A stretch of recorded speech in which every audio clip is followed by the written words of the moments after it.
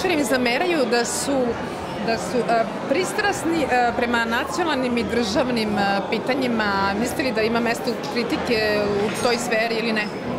Mislim da postoji jedan deo naše javnosti koja je za mene na neobjašnjiv način, da tako se poslužim jednom krilaticom, neutralan, statusno neutralan prema nečemu što naravno moraju biti prva pitanja i u zemlji u kojoj se sve normalno odvija, a pogotovo u Srbiji koja se u proteklim godinama nalazila pred velikim iskušenjima i teškoćama. Kad govorimo o tome, uzmite na kraju krajeva činjenicu, čije su se granice nekoliko puta menjale, koje su u ovom trenutku dovedene u pitanje, bilo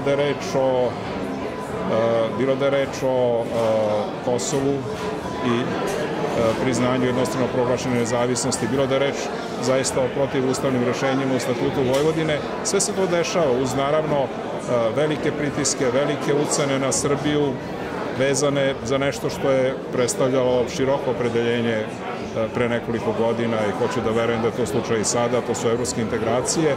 Ako sve to imamo na umu, ako neki način postavimo zdravorazumsko pitanje, postoji li neka zemlja koja se ispostavljaju još u Evropi, ispostavljaju takvi i toliki računi koje čovjek ne može drugačije kad je reč o velikim silama i zapadnim zemljama oceniti drugačije nego kao ucene, onda Srbija prolazi kroz zaista teška vremena i u takvim vremenima, čime će se pre baviti javni delatnici, oni koji se bave političkom naukom, oni koji učestvuju u političkom životu, nego upravo tim pitanjima.